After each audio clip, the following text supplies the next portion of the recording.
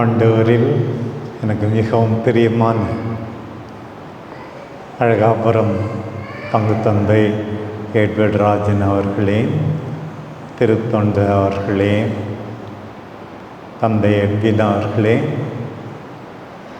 இந்த பங்கை சார்ந்த அனைத்து அருட்சகோதரிகளே, நம்பிக்கையாளர்களே, இளைஞர்களே, இளம் பெண்களே, அன்பார்ந்த குழந்தைகளே, உண்மையாகவே இரவு திருப்பலியிலே பலர் பங்கு பெற்றிருந்தாலும் மீண்டுமாக ஆண்டவருடைய இரக்கத்தை வேண்ட இங்கே வந்திருக்கிறீர்கள். உங்கள் எல்லாரையும் உங்கள் எதிர்பார்ப்புக்கு ஏற்ப இறைவன் நிறைவாக ஆசீர்வதிப்பாராக. இன்றைக்கு பதிலுரை பாடல் பல்லவியாக அருமையாக பாடினோம். கடவுளே, எம்மீது இறங்கி எமக்கு ஆசி வழங்குவீராக. நானும் உங்களோடு இணைந்து, ஆண்டவரே, எங்கள் குடும்பத்தின் மீது இறங்கும், எங்கள் அழகாபுரம் பங்கு மக்கள் அனைவர் மீதும் இறங்கும்,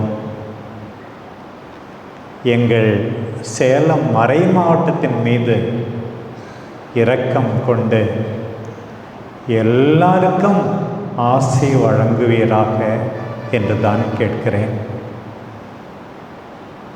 இந்த முதல் வாசகத்தில் மோசே வழியாக ஆரோனுக்கும் அவன் புதல்வர்களுக்கும் ஆசி வழங்குவது எப்படி என்று கற்பிக்கப்படுகிறது. முதலில் நம் எல்லாருக்கும் பாதுகாப்பு தேவைப்படுகிறது. ஆண்டவரே, எங்களுக்கு பாதுகாப்பு வழங்குவீராக. அன்பார்ந்தவர்களே, போன வருஷம் இருந்தவங்க இப்போ 2026 பார்க்க இல்லை என்று தெரியும். நமக்கு தெரிந்த எத்தனையோ பேர் இந்த உலகை விட்டு போயிட்டார்கள். சில பேர் இருக்கிறார்கள், பாதுகாப்பு என்று இருக்கிறார்கள். இன்றைக்கு ஆண்டவர் உங்கள் எல்லாருக்கும் பாதுகாப்பு வழங்குவீராக. முதல் ஆசிரியர் பாருங்கள். ரெண்டாவதும் மூணாவதும் 2 தடவை ரிப்பீட் பண்ணுது. என்ன சொல்லுது? ஆண்டவரே, உம் திருமுகத்தை எங்கள் மீது திருப்போம். நீங்க பார்த்துட்டா போதும்.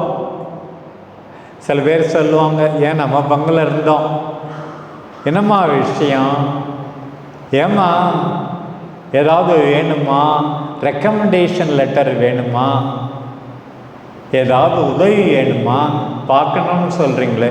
இல்லை பிஷப், உங்களை பார்த்தாவே போதும்னு அதிலே உருகி போயிடுறோம். கடவுளை பார்த்து, ஆண்டவரே, உன் முகத்தை எங்கள் பக்கம் திருப்பாம், ஒளி வீசும். அதில் முதல் வேண்டுதல், உம்முடைய அருள் எங்களுக்கு தேவைப்படுகிறது. அருளை தாரும், உம்முடைய அருள் தேவை. இன்றைக்கு பங்கு தந்தை கேட்டுக்கொண்டதற்கேற்ப இந்த காலையில் இந்த இளைஞர்கள், இளம் பெண்கள் வந்திருப்பது எனக்கு ரொம்ப மகிழ்ச்சி. இவர்கள் எல்லாருக்கும் கடவுளுடைய அருள் தேவைப்படுகிறது. அடுத்தது பாருங்க, எங்கள் எல்லாருக்கும் ஆண்டவரே, உங்களுடைய முகத்தை திருப்போம். நிம்மதி இல்லாமல் இருக்கிறோம், சண்டை பிரச்சனை, ஒரே குழப்பம், அமைதி வேண்டும், உம்முடைய அமைதியை தாரும். அருள் வேண்டும், அமைதி வேண்டும், முதல் வரியிலே பாதுகாப்பு வேண்டும். இன்றைக்கு திரு அவை 59 ஆண்டுகளாக உலக சமாதானத்தின் நாள், உலக அமைதியின் நாள் என்று கொண்டாடுகிறது. 1967ஆம் ஆண்டு மேனாள் திருத்தந்தை 6ஆம் பவுல் ஆரம்பித்து வைத்தார். நமக்கு ரொம்ப தேவை சமாதானம். சமாதானம்னா சில பேர் நினச்சிக்கிறாங்க சண்டை போடாத இருந்தால் மட்டும் போதாதுன்னு. அதை தாண்டி எல்லாரும் எல்லா நலன்களாலும் நிரப்பப்பட வேண்டும். அத்தகைய வாழ்வு முறை. அவங்க நல்லா இருக்கணும், எந்த கஷ்டமும் வரக்கூடாது, நோய் இல்லாமல் இருக்கணும். எல்லாம் சேர்ந்துதான் இந்த சமாதானம். ஆண்டவரிடம் நாம் கேட்கின்ற போது பிரியமானவர்களே, ஆண்டவர் நிச்சயமாக நமக்கு கொடுப்பார். பிரியமானவர்களே, இந்த முதல் நாளிலேயே நம்முடைய அன்பு தாய் அன்னை கன்னிமரியா கடவுளின் தாய் என்று திரு அவை கொண்டாடுகிறது. ஆண்டு முழுவதும் பல்வேறு புனிதர்களுக்கு விழா. மாதாவுக்கே தொடர்ந்து ஒவ்வொரு மாதமும், அடுத்த மாதம் பிப்ரவரி 11 லூர்து நகரிலே காட்சி கொடுத்த நம்முடைய அன்பு தாயினுடைய விழா. பாருங்கள், மார்ச் மாதம் 25ஆம் தேதி மங்கள வார்த்தை அறிவிக்கப்பட்ட அந்த விழா. ஏப்ரலில் அவ்வளோ பெரிய விழா இருப்பதாக தெரியவில்லை. மே மாதத்தில் 31ஆம் தேதி, மே மாதமே மாதாவுக்கு ஒப்பு கொடுக்கப்பட்ட மாதமாக மரியா எலிசபெத்தை சந்தித்த விழா. பாத்திமா காட்சியம் அப்போதுதான் ஆரம்பித்தது, அதை கொண்டாடுகிறோம். ஜூன் மாதத்தில் இருதய மாதா திருநா வரும், இருதய ஆண்டவர் திருநா முடிஞ்சு. ஜூலை மாதம் கர்மேல் மாதா திருநா. ஆகஸ்ட் மாதம் மாதா விண்ணகத்துக்கு எடுத்துக்கு கொண்டப்பட்ட திருவிழா. செப்டம்பர் மாதம் 8ஆம் தேதி மாதாவின் பிறந்த திருவிழா. நவம்பர் மாதம் முக்கியமாக காணிக்க மாதா திருவிழா. அக்டோபர் மாதம் மீண்டும் ஜெபமாலை மாதம் முழுவதுமாக பாத்திமா மாதா கொண்டாட்டம். டிசம்பர் மாதம் 8ஆம் தேதி அமலோற்ப மாதா திருநா. வருஷம் முழுசும் அடிக்கடி ஒவ்வொரு சனிக்கிழமையும் சில பேர் என்கிட்ட கேலி பண்ணோம், எப்போ பார்த்தாலும் அன்பு தாய் அன்னை கன்னிமரியான்னு சொல்கிறீங்க. எனக்கு எல்லாம் மாதா தான் கொடுத்தாங்க, அவங்களுடைய பரிந்து பேசுதல் தான், நான் சொல்லிக்கிட்டே தான் இருப்பேன் என்று நான் சொல்வேன். நம்முடைய அம்மா கடவுளின் தாய். அந்த காலத்தில் பிரச்சனை வந்தது, இயேசு என்ற மனிதருடைய தாய் கடவுளின் தாய் இல்லைன்னு சொன்னான். எல்லா ஆயர்களும் 431ஆம் ஆண்டு எபேசு நகரத்தில் கூடி கிறிஸ்தோதோக்கோஸ் என்று மட்டும் சொன்னால் போதாது, தெயோதோக்கோஸ். ஒரு பக்கம் உடல் அளவிலே இயேசு என்ற மனிதருக்கு உயிர் கொடுத்தார். ஆனால் இன்னொரு பக்கம் அந்த இயேசு யார் தெரியுமா? யோவான் நற்செய்தியில் நாம் வாசிக்கிறோமே, தொடக்கத்தில் வார்த்தை இருந்தது, அவர் கடவுளோடு இருந்தார், கடவுளாக இருந்தார், எல்லாமே அவரால் தான், இயேசுவால் தான் எல்லாமே உருவானது. இந்த கடவுளுக்கு மனித உயிர் கொடுக்க, குழந்தையாக பெற்றெடுக்க இந்த மாதா வாய்ப்பு பெற்றார்கள், கடவுளின் தாய் என்று சொல்ல வேண்டும் என்று. பவுல் மாதாவை பற்றி அதிகமாக எழுதவில்லை, ஒரே ஒரு இடத்துல எழுதிய அந்த பகுதி தான் வாசிக்கப்பட்டது. அதுவும் மரியான் பேர் சொல்லலை. காலம் நிறைவுற்ற போது கடவுள் தம் மகனை பெண்ணிடம் பிறந்தவராக அனுப்பினார். எதற்காக தெரியுமா?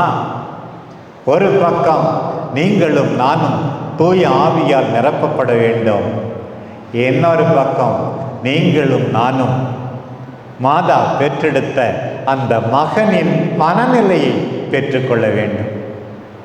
தூய ஆவியால் நாம் நிரம்பும் பொருட்டு அந்த மகனின் ஆட்டிடியூட், மனநிலையோடு நாம் வாழ்ந்தால் நாம் எல்லாரும் கடவுளுடைய பிள்ளைகள். அதற்காகத்தான் இயேசு பிறந்தார். தூய ஆவியானவரால், தூய ஆவியானவர் நமக்கு வழங்கப்பட்டார் என்று அருமையாக எடுத்துச் சொல்லுகிறார். இன்றைய நற்செய்தி பகுதிக்கு வருகிறோம்.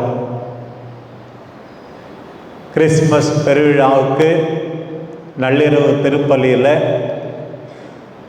1 முதல் 15 விடியற்காலை திருப்பலிக்கு கொடுக்கப்பட்ட அதே வாசகம்தான் இன்றைய நற்செய்தி பகுதி 16 21 வரை. ஒரே ஒரு வசனம், மாதா இயேசு குழந்தையை பெற்றெடுத்தார்கள் என்று. 7 வசனம் எதை பற்றினா, இடையர்களுக்கு காட்சி, இடையர்களுக்கு செய்தி. அது 7 வசனம் அவங்கள பற்றி தான். அந்த இடையர்கள் என்ன செய்தார்கள் என்பதுதான் இன்றைக்கு கொடுக்கப்பட்டிருக்கிறது. மாதா வராங்க, சூசியப்பர் வராரு, இடையர்கள் என்ன செஞ்சாங்க, எங்கே போனாங்க, அதுதான் இந்த பகுதி. முதல்ல இடையர்கள் வித்தவுட் டிலே, தாமதிக்காமல் ஆண்டவரை பார்க்க வந்தார்கள். வந்து மாதா கிட்ட, சூசேப்பர்கிட்ட இதுதான் நிகழ்ந்தது என்று அறிவிக்கிறாங்களாம். எங்களுக்கு இப்படி காட்சி வந்தது, நாங்கள் காவல் காத்துட்டு இருந்தோம், மக்களுக்கெல்லாம் மாபெரும் மகிழ்ச்சியூட்டும் செய்தி. குழந்தை ஒன்று துணிகளிலே பொதியப்பட்டு தீவன தொட்டியிலே கிடத்திருப்பதை காண்பீர்கள். எங்களுக்கு அந்த செய்தி வந்ததுமா என்று சொன்னார்கள்.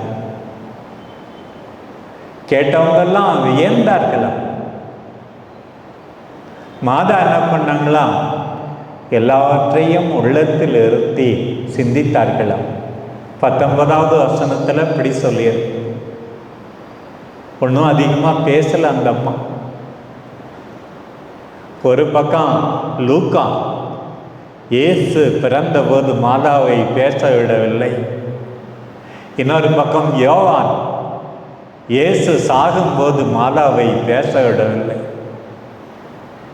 மௌனமாக இறை வார்த்தையை கேட்டு நிகழ்ந்தவற்றை சிந்தித்து கொண்டிருக்கிற மரியா பாருங்கள். அப்புறம் இந்த இடையர்கள் சும்மா இல்லையா, போய் அறிவிச்சாங்க, ஆண்டவரை புகழ்ந்தார்களாம், போற்றினார்களாம். இதுதான் இன்றைக்கு கேட்ட நற்செய்தி பகுதி.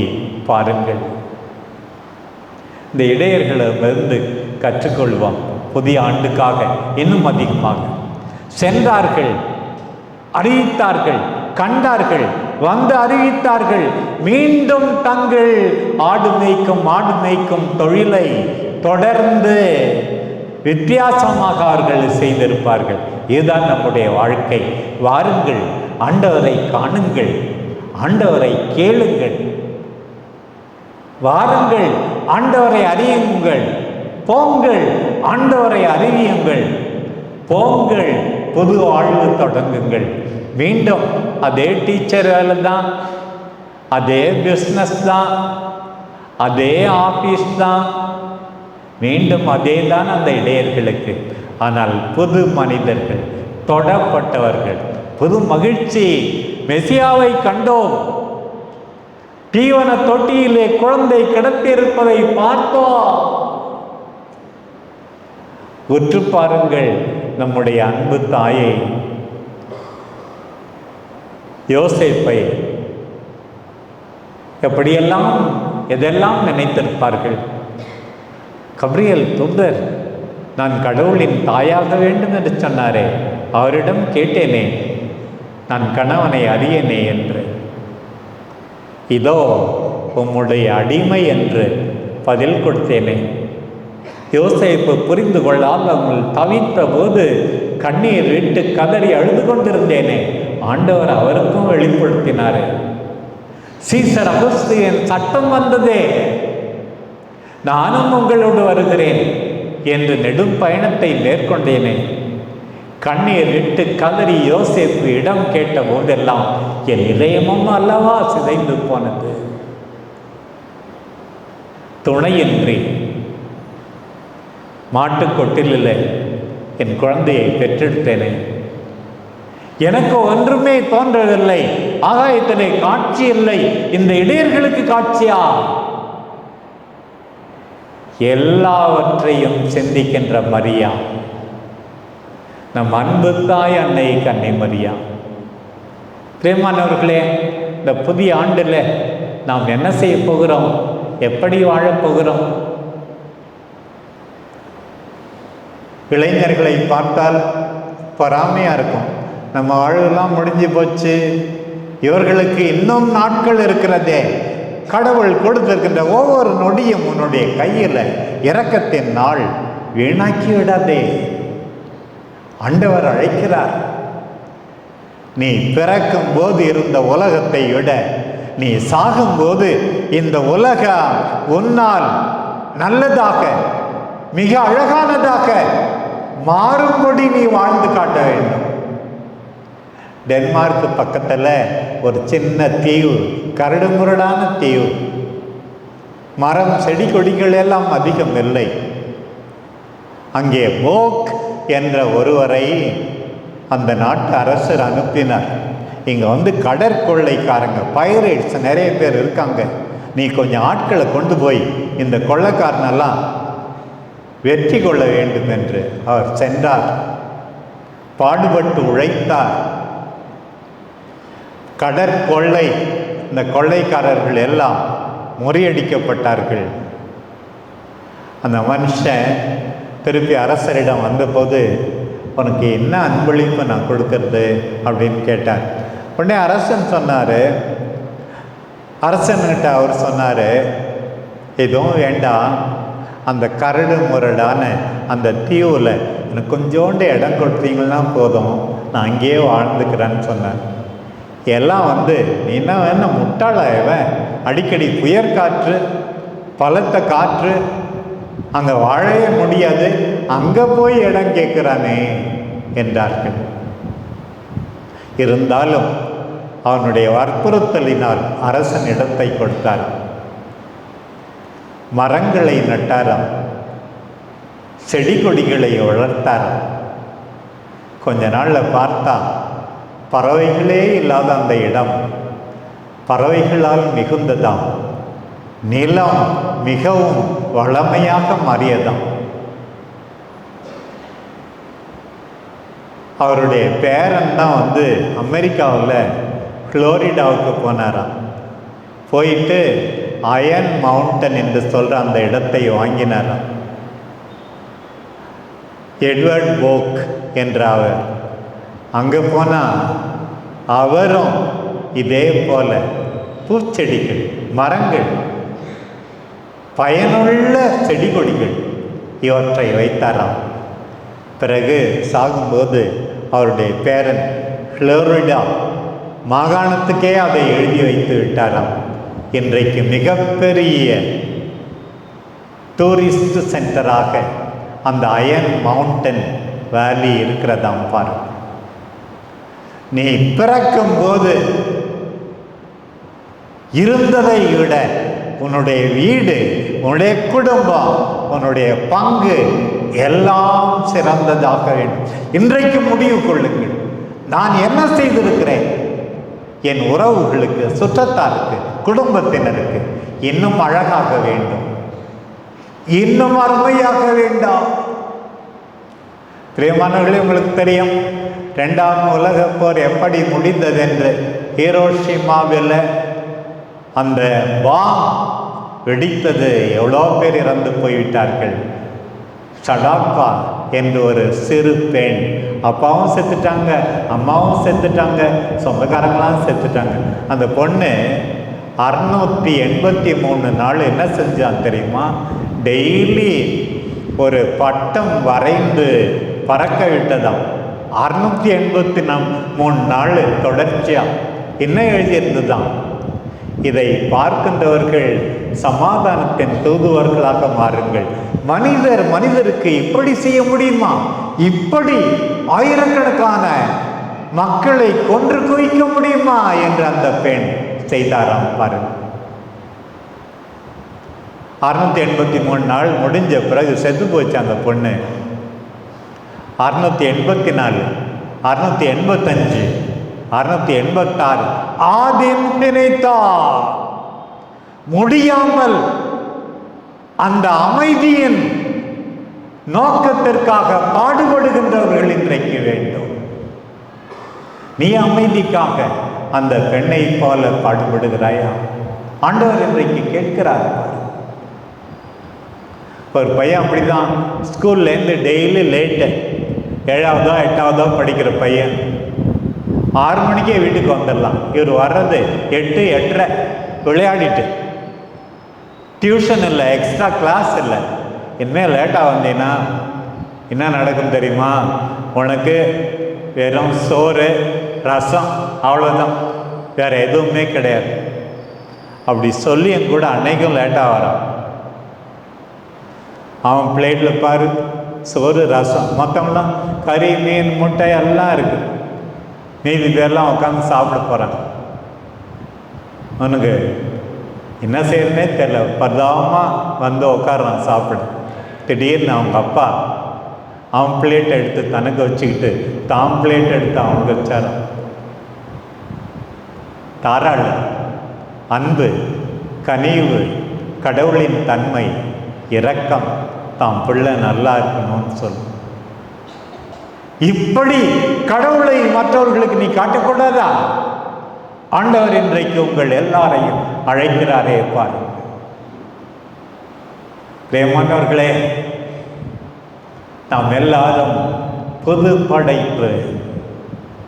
நீங்கள் கிறிஸ்துவில் இருந்தால் புது படைப்பு. இன்றைக்கு ஜனவரி 1ஆம் தேதி நீங்களும் நானும் பவுலடியார் கொரிந்தியருக்கு எழுதிய 2ஆம் திருமுகத்தில் சொல்வது போல, if anyone is in Christ, he is a new creation. மாற வேண்டும். எசாயா 40:31, கடவுளில் நம்பிக்கை கொள்பவர்கள் தங்கள் சக்தியை, வல்லமையை புதுப்பித்துக் கொள்வார்கள். அவர்கள் ஓடுவார்கள், களைப்படைய மாட்டார்கள். அவர்கள் நடப்பார்கள், சோர்ந்து போக மாட்டார்கள். ஆண்டவரே, சோர்ந்து போகாமல், களைப்படையாமல் எங்கள் வாழ்வை தொடர எங்களுக்கு கற்றுத்தாரும் ஆண்டவரே. திருப்பாடலில் சொல்லப்பட்டிருப்பது போல, teach us to number our days that we may learn wisdom. ஆண்டவரே, ஞானத்தை தெரிந்து கொள்ளும் பொருட்டு எங்கள் வாழ்நாளை கணக்கிட எங்களுக்கு கற்றுத்தார். இறைவன் கொடுத்த ஒவ்வொரு நாளுக்காகவும் நன்றி கூறுவோம். புது வாழ்வு வாழ்வோம். நம் அன்பு தாய் அன்னை கன்னிமரியா நமக்கு மாதிரி. நம்ப, வாழ, மற்றவர்களுக்காக வாழ, அக்கறை கொள்ள, விடாமுயற்சியோடு பயணிக்க தொடர்ந்து செல்வோம். ஆண்டவர் உங்கள் அனைவரையும், உங்கள் குடும்பத்தினரையும், உங்கள் நெஞ்சுக்கு நெருக்கமான அத்தனை பேரையும் ஆசீர்வதிப்பாராக. ஆமென்.